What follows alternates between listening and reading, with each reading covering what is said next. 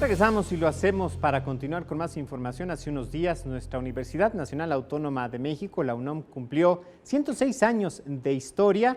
Y justamente sobre este tema, nuestra compañera Alejandra Gallardo platicó con la doctora Lourdes Cheguivar Nader. Ella es investigadora del Instituto de Investigaciones sobre la Universidad y la Educación. Ellas hablaron sobre todo de los alcances y retos que tiene la máxima casa de estudios. Atendamos.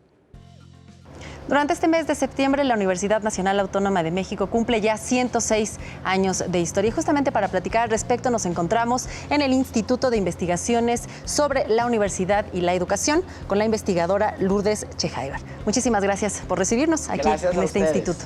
Pues platíquenos a 106 años ya de historia de esta universidad.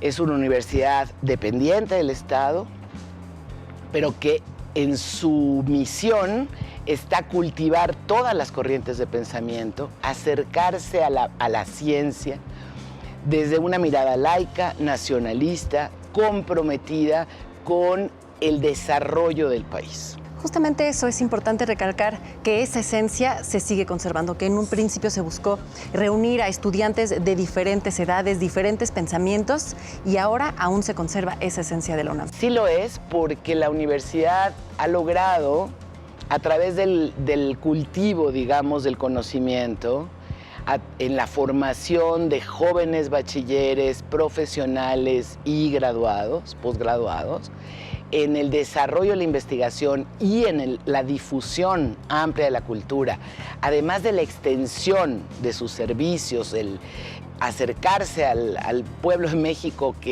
a quienes nos debemos, ¿no? Ha logrado ir creciendo de una manera muy notable, no solo en las áreas que las cultiva todas hoy en día, sino en la forma en que interaccionan sus funciones sustantivas.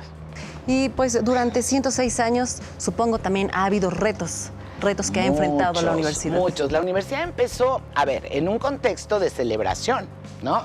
Estábamos en los grandes festejos del centenario de la independencia de México. A los muy pocos días estalla el movimiento de la revolución. Pero la universidad mantiene, esta agrupación, maestros, alumnos, se mantiene con todos los avatares a lo largo del movimiento armado y va teniendo al frente personajes, todos y cada uno, de gran compromiso y nivel, hasta llegar al rector Vasconcelos, por ejemplo, ¿no? Que le otorga a la universidad su escudo y su lema, le lega eso: por mi raza hablaré el espíritu. Y después Vasconcelos, al frente de la SEP, emprende con la universidad junto con los universitarios, toda esta manera de pensar los retos de un sistema educativo que tenía que atender a una población básicamente analfabeta, dispersa, que no tenía acceso al saber, que no había publicaciones, etc. Y así va sucediendo el desarrollo de la universidad en esta nueva constitución del Estado mexicano postrevolucionario, hasta llegar a un momento muy importante que es 1929, que es cuando se le otorga autonomía, una primera ley de autonomía que le da una autonomía levemente restringida, pero que le permite seguir creciendo. ¿Y a partir de cuándo fue que la universidad abre sus puertas en otras ciudades y en otros países? Crecen las escuelas en la zona metropolitana, crecen los centros de investigación en varios estados del país y se empiezan a generar como grandes polos de desarrollo. El primero es Morelos.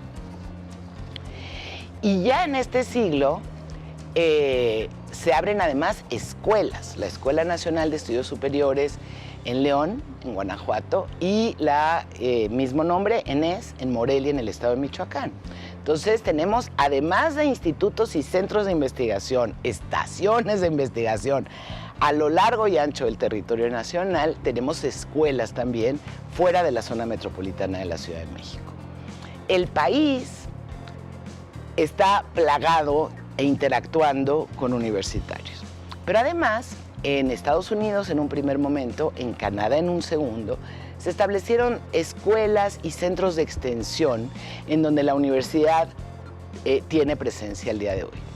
Y ya en este siglo XXI se amplió ese horizonte de participación internacional y la universidad tiene instalaciones, centros de estudios mexicanos de la UNAM en España, en China, en Francia, en Inglaterra, en Costa Rica. La historia de la ciudad y del país en general no se podría entender de la misma manera sin la creación de nuestra universidad. Definitivamente, en las celebraciones del centenario, el rector Narro solía decir: México sería distinto sin la Universidad Nacional, pero no sería mejor. Y me parece una frase muy clara, porque esta universidad ha permitido la creación de instituciones, de salud, de la jurisprudencia. Es un gran legado del que somos partícipes todos y en donde los espacios, digamos, no solo profesionales, sino los culturales, forman parte de la vida de la comunidad, ¿no? Esa gran diversidad, esa posibilidad de acercar los diferentes saberes y corrientes de pensamiento a toda la comunidad nacional y extranjera, es algo que de lo que la universidad se siente muy orgullosa, y los universitarios nos sentimos muy orgullosos, pero también lo que nos compromete mucho, porque el privilegio de estar aquí implica una gran responsabilidad para hacer nuestro quehacer con el mayor rigor, la mayor ética, la mayor transparencia, el mayor compromiso, ¿no?